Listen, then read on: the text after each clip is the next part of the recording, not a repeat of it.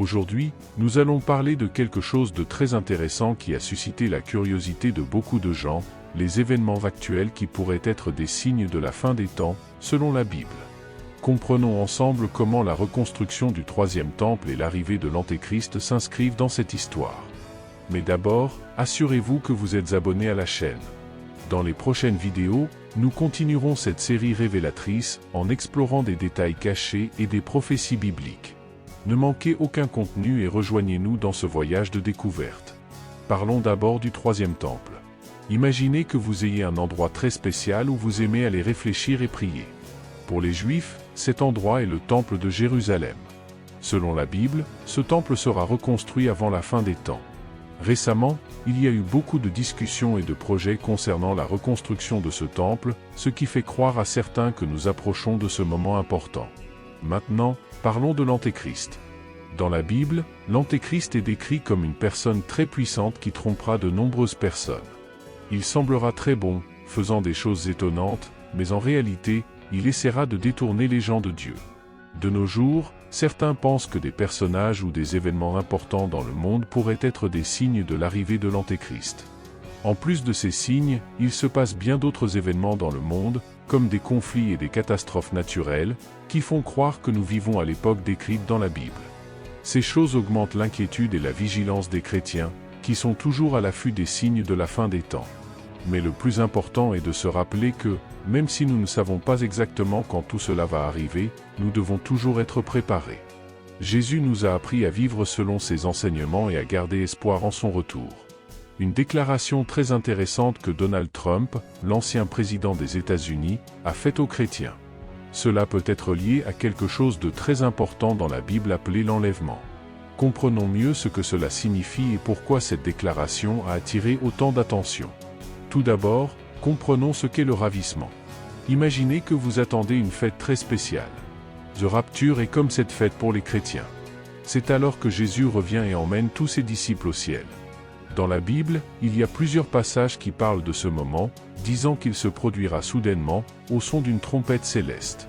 Pour les chrétiens, c'est un événement plein d'espoir et d'attente. Parlons maintenant de la déclaration de Donald Trump. Il a récemment parlé de l'importance de Jésus-Christ et a conseillé aux chrétiens de garder leur foi, surtout dans les moments difficiles. Trump a déclaré que les enseignements de Jésus sont essentiels pour nous tous et qu'en temps de crise, nous devons nous souvenir de la force et de l'espoir que Jésus nous donne. De nombreux chrétiens ont vu cette déclaration comme un rappel que nous devons être prêts pour l'enlèvement à tout moment. Le message de Trump a fait réfléchir de nombreuses personnes aux signes des temps. Selon la Bible, avant l'enlèvement, il y aura de nombreux signes comme des guerres, des catastrophes naturelles et l'apparition de faux prophètes. La déclaration de Trump a été considérée par beaucoup comme un avertissement pour rester vigilant et renforcer notre foi. The Rapture est un événement mystérieux et passionnant. Même si nous ne savons pas exactement quand cela se produira, de nombreux chrétiens croient que les événements actuels peuvent être des signes que cela se produira. Le message de Trump renforce l'importance d'être spirituellement préparé. L'enlèvement, un événement très important pour les chrétiens. Aujourd'hui, nous allons comprendre d'où vient cette croyance et ce que la Bible en dit.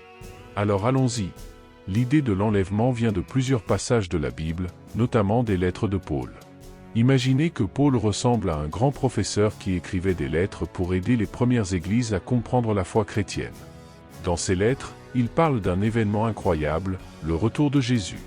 Paul a décrit que lorsque Jésus reviendra, quelque chose de merveilleux se produira. Selon Paul, au retour de Jésus, une trompette céleste sonnera et, à ce moment-là, tous les croyants déjà morts ressusciteront. Imaginez-le comme une grande fête de retrouvailles.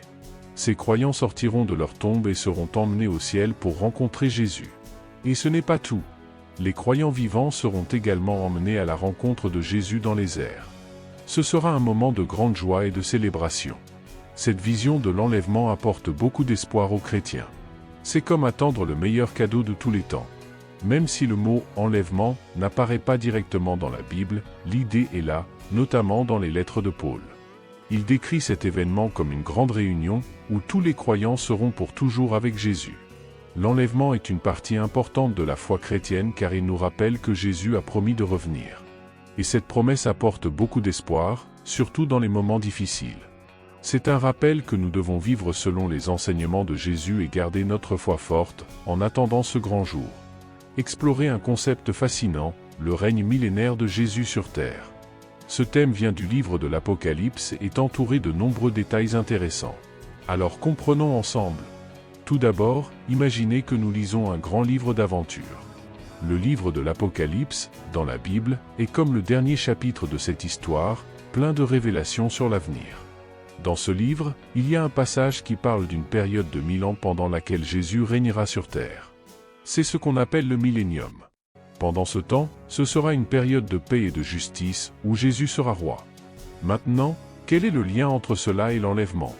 Il existe différentes interprétations quant au moment exact où aura lieu le millénaire. Certaines personnes croient que l'enlèvement aura lieu avant une période difficile appelée tribulation. La tribulation est décrite comme une période de grandes difficultés et de grands défis pour l'humanité. Après cette période, Jésus reviendra et commencera son règne millénaire. D'autres croient que l'enlèvement aura lieu après la tribulation. Dans ce cas, les croyants traverseront cette période difficile, mais seront finalement récompensés lorsque Jésus reviendra pour établir son royaume de paix. Quel que soit le moment exact où cela se produira, la promesse du millénaire apporte de l'espoir aux chrétiens en montrant qu'en fin de compte, le bien triomphera du mal. Au cours du millénaire, ce sera une époque où la justice et la paix prévaudront.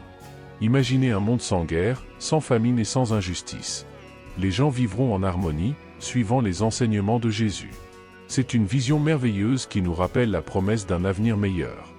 Le livre de l'Apocalypse regorge de symbolisme et de visions, et comprendre ces concepts peut s'avérer difficile. Mais le message principal est clair, Jésus a promis de revenir et de régner dans un monde de paix et de justice. Et cette promesse nous donne la force d'affronter les défis du présent, sachant qu'un avenir glorieux nous attend. L'histoire des croyances de rapture et comment elles ont évolué au fil du temps. Saviez-vous qu'au fil des siècles, de nombreuses personnes ont fait des prédictions sur la fin du monde ? Comprenons ensemble comment ces idées se sont développées, notamment lors des périodes de crise, comme la guerre froide. Depuis l'Antiquité, l'humanité a toujours été curieuse de connaître la fin du monde. Souvent, dans les moments de grandes difficultés ou de crise, cette curiosité se transforme en prédiction et en théorie sur l'enlèvement et la fin des temps. Par exemple, au Moyen Âge, il y avait plusieurs prédictions sur la fin du monde, notamment en cas de catastrophe naturelle ou de guerre. Les gens considéraient ces événements comme des signes que la fin était proche. Une période intéressante à considérer est la guerre froide. Imaginez vivre dans un monde divisé entre deux superpuissances, les États-Unis et l'Union soviétique, chacune possédant des armes nucléaires susceptibles de détruire la planète. C'était une période de grande peur et d'incertitude. Beaucoup de gens pensaient qu'une guerre nucléaire pourrait signifier la fin de tout. C'est durant cette période que le concept de ravissement a gagné en popularité. Des livres, des films et même des sermons religieux évoquaient la possibilité que l'enlèvement se produise à tout moment. Un exemple célèbre est la série de livres « Left Behind », devenue très populaire dans les années 1990 et 2000. Ces livres racontent l'histoire de personnes qui restent sur Terre après l'enlèvement, affrontant les tribulations et essayant de maintenir leur foi. Cette série a contribué à populariser davantage l'idée du ravissement auprès du grand public. De plus, en temps de crise, les gens recherchent des réponses et de l'espoir. La croyance en l'enlèvement offre cet espoir, promettant un avenir meilleur et des retrouvailles avec Jésus. Pendant la guerre froide, de nombreux pasteurs et chefs religieux ont utilisé cette croyance pour réconforter leurs fidèles et les encourager à maintenir leur foi malgré les craintes d'un éventuel conflit nucléaire. Ces prédictions et interprétations au fil des siècles montrent à quel point la croyance en l'enlèvement a constitué une partie importante de la foi chrétienne. Il s'adapte et grandit selon les temps et les circonstances, apportant toujours un message d'espérance et de préparation spirituelle. Sur les signes des temps et sur un message important que Donald Trump, ancien président des États-Unis, a adressé aux chrétiens. Comprenons ce qu'il a dit et pourquoi cela est pertinent pour nous aujourd'hui. Récemment, Donald Trump a fait une déclaration qui a retenu l'attention de nombreux chrétiens. Il a souligné l'importance de Jésus-Christ et a conseillé à chacun de garder sa foi ferme. Mais pourquoi est-ce si important ? Eh bien, dans la Bible, notamment dans Matthieu 24, Jésus nous met en garde contre la fin des temps et nous donne des conseils très précieux. Dans Matthieu 24, Jésus parle des signes qui précéderont la fin des temps. Il mentionne qu'il y aura de nombreux faux prophètes et messies qui tenteront de tromper les gens. Ces faux prophètes accompliront de grands signes et miracles pour tromper, si possible, même les élus. Jésus nous conseille donc d'être vigilants et de ne pas nous laisser tromper par ces fausses promesses. Le message de Trump renforce exactement cela. Il rappelle aux chrétiens l'importance de Jésus-Christ dans nos vies et nous encourage à garder notre foi forte, même dans les moments difficiles. Trump a souligné que les enseignements de Jésus sont essentiels et que nous devons toujours être prêts à relever les défis qui pourraient survenir. Il a également mentionné qu'en temps de crise, il est facile de se laisser emporter par la peur et la confusion, mais qu'il faut toujours faire confiance à Jésus et à ses promesses.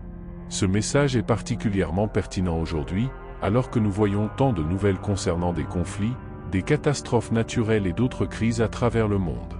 Cela nous rappelle à tous que nous devons être vigilants et fermes dans notre foi. Nous devons suivre les enseignements de Jésus et nous préparer aux défis, sachant qu'il sera toujours avec nous. Rester vigilant contre les faux prophètes et messies signifie toujours rechercher la vérité et ne pas se laisser emporter par des promesses faciles ou trompeuses. C'est un appel à toujours être en prière, à lire la Bible et à renforcer notre communauté de foi. Hanukkah Rab Yehuda. C'est un juif doté d'une profonde connaissance religieuse et qui a accompli des miracles, ce qui a suscité de nombreuses spéculations sur son identité et son rôle possible dans les événements mondiaux. Comprenons mieux qui est Hanukkah Rab Yehuda et pourquoi il attire tant d'attention. Hanukkah Rab Yehuda est connu pour sa vaste connaissance du Talmud, de la Torah et d'autres écrits juifs. Dès son plus jeune âge, il démontre une capacité exceptionnelle à comprendre et à enseigner ces textes sacrés, ce qui lui vaut le surnom de Hanukkah, qui signifie « jeune prodige ». Au fil du temps, il est devenu une figure respectée et admirée par beaucoup, notamment au sein de la communauté juive. Mais ce qui a vraiment retenu notre attention, c'est la série de miracles qu'il a commencé à accomplir. Des histoires de personnes gravement malades qui ont été guéries après l'avoir rencontré, ou de situations difficiles qui se sont résolues d'elles-mêmes de manière inexplicable, ont commencé à se répandre. Par exemple, il y a eu le cas d'un homme qui était gravement malade et ne pouvait pas marcher. Après une rencontre avec Hanukkah, cet homme a miraculeusement retrouvé la capacité de marcher. Ces miracles ont amené de nombreuses personnes à spéculer sur la véritable identité de Hanukkah Rab Yehuda. Certains pensent qu'il pourrait être une figure prophétique, tandis que d'autres le voient comme un possible messie. Cependant, ces spéculations suscitent également des inquiétudes. La Bible nous met en garde contre les faux prophètes et les faux messies qui apparaîtront ces derniers temps, accomplissant de grands signes et prodiges pour tromper les gens. En plus des miracles, Hanukkah n'attribue pas ses exploits à Dieu, mais à lui-même, ce qui suscite encore plus de suspicions parmi les chrétiens. Beaucoup se demandent s'il joue un rôle dans les événements mondiaux prédits dans la Bible. Apocalypse 13 mentionne un faux prophète qui accomplira des exploits extraordinaires pour tromper le monde. Cette comparaison amène beaucoup à être vigilants et prudents quant aux intentions et au véritable rôle de Hanukkah. L'émergence de personnalités comme Hanukkah Rab Yehuda nous rappelle l'importance de maintenir notre foi et notre discernement. Nous devons être attentifs aux signes des temps et suivre les enseignements de Jésus pour ne pas nous tromper. La foi et la sagesse sont nos meilleures défenses contre la tromperie spirituelle. La reconstruction du troisième temple de Jérusalem. Il s'agit d'un sujet très important qui a récemment attiré beaucoup d'attention. Comprenons pourquoi la reconstruction de ce temple est considérée par beaucoup comme un signe de la fin des temps et ce qu'elle signifie pour nous. Tout d'abord, comprenons l'importance du troisième temple. Dans la tradition juive, le temple de Jérusalem est un lieu extrêmement sacré. 2 temples ont déjà été construits sur ce site, mais tous 2 ont été détruits au cours de l'histoire. L'idée de reconstruire le troisième temple a une grande signification religieuse et prophétique. Pour de nombreux juifs, la reconstruction du temple symbolise l'avènement d'une nouvelle ère de paix et de spiritualité. Maintenant, qu'est-ce que cela a à voir avec la fin des temps? Selon certaines interprétations bibliques, la reconstruction du troisième temple est l'un des signes qui précèdent la fin des temps et le retour de Jésus-Christ. Dans le livre de l'Apocalypse et d'autres passages bibliques, il est mentionné que le temple sera reconstruit avant des événements importants comme le retour du Christ et le jugement final. Récemment, il y a eu de nombreux mouvements et discussions sur la possibilité de reconstruire le troisième temple. Des groupes de juifs fervents ont travaillé pour préparer tout ce qui était nécessaire à la reconstruction, depuis les plans architecturaux jusqu'à la création d'ustensiles sacrés qui seront utilisés dans le temple. Ces efforts ont été perçus par de nombreux chrétiens comme un signe clair que les prophéties bibliques se réalisent. De plus, les événements mondiaux tels que les conflits au Moyen-Orient, les catastrophes naturelles et les tensions politiques sont souvent interprétés comme des signes supplémentaires indiquant que la fin des temps approche. La reconstruction du troisième temple s'inscrit parfaitement dans ce scénario prophétique, augmentant l'attente et la vigilance des fidèles. Pour les chrétiens, la reconstruction du troisième temple est un puissant rappel de la nécessité d'être spirituellement préparé. C'est un appel à garder notre foi forte et à vivre selon les enseignements de Jésus. Nous ne savons pas exactement quand ces événements auront lieu, mais nous sommes encouragés à toujours être prêts. Le message important que Donald Trump, ancien président des États-Unis, a adressé aux chrétiens. Il a souligné l'importance de suivre les enseignements de Jésus et de se préparer aux signes de la fin des temps, tels que décrits dans la Bible. Comprenons mieux ce message et comment nous pouvons l'appliquer dans nos vies. Donald Trump, connu pour sa forte influence et sa présence dans les médias, a fait une déclaration qui a retenu l'attention de nombreux chrétiens. Il a souligné que, dans les moments difficiles, il est crucial de maintenir notre foi en Jésus-Christ et de suivre ses enseignements. Mais pourquoi est-ce si important? Explorons cela ensemble. Dans la Bible, notamment dans Matthieu 24, Jésus parle des signes qui précéderont la fin des temps. Il mentionne qu'il y aura des guerres, des catastrophes naturelles et l'apparition de faux prophètes et messies. Ces signes servent d'avertissement afin que nous soyons toujours préparés et vigilants. Jésus nous conseille de ne pas nous laisser tromper par ces faux prophètes et de garder notre foi ferme, même lorsque les choses semblent chaotiques. Le message de Trump renforce exactement cela. Il rappelle aux chrétiens que quelles que soient les difficultés auxquelles nous sommes confrontés, nous devons rester fermes dans notre foi en Jésus. Trump a mentionné que les enseignements de Jésus sont essentiels pour traverser les périodes de crise et d'incertitude. Il a également encouragé les chrétiens à se préparer spirituellement aux signes de la fin des temps en suivant les conseils de Jésus dans la Bible. Suivre les enseignements de Jésus signifie aimer les autres, pratiquer la justice, être miséricordieux et entretenir une vie de prière et de dévotion. Il est important de se rappeler que, même au milieu des difficultés, Jésus nous offre l'espoir et la force de persévérer. Se préparer aux signes de la fin des temps implique de vivre selon ses principes et de maintenir une relation constante avec Dieu. De plus, Trump a souligné l'importance d'être vigilant face aux faux prophètes. Dans Matthieu 24, Jésus nous met en garde contre ceux qui tenteront d'en tromper beaucoup par des signes et des prodiges. Nous devons faire preuve de discernement et de sagesse pour ne pas tomber dans ces pièges. Cela signifie étudier la Bible, prier et rechercher des conseils spirituels pour identifier la vérité. Le message de Trump est un appel à l'action pour tous les chrétiens. Nous devons toujours être prêts, vivre selon les enseignements de Jésus et renforcer notre foi quotidiennement. Cela nous préparera à relever n'importe quel défi et nous maintiendra fermes jusqu'à la fin. L'importance de répandre l'Évangile et de maintenir notre foi en Jésus-Christ, en particulier en période de tribulation et d'incertitude mondiale. C'est un message puissant et essentiel pour tous les chrétiens. Comprenons ensemble pourquoi cela est si important et comment nous pouvons le mettre en pratique. Nous vivons dans un monde plein de défis et d'incertitudes. Les conflits, les catastrophes naturelles, les crises économiques et bien d'autres problèmes semblent être omniprésents. Dans des moments comme ceux-ci, le message de Jésus-Christ devient encore plus pertinent et nécessaire. Jésus nous a appris à aimer, à pardonner, à aider les autres et à faire confiance à Dieu par-dessus tout. Ces enseignements sont la base de l'Évangile, la bonne nouvelle que nous devons partager avec le monde. Répandre l'Évangile signifie transmettre le message d'amour et d'espérance de Jésus à tous. Cela peut se faire de plusieurs manières, à travers nos paroles, nos actions et nos exemples de vie. Lorsque nous vivons selon les enseignements de Jésus, nous montrons au monde la puissance transformatrice de l'amour de Dieu.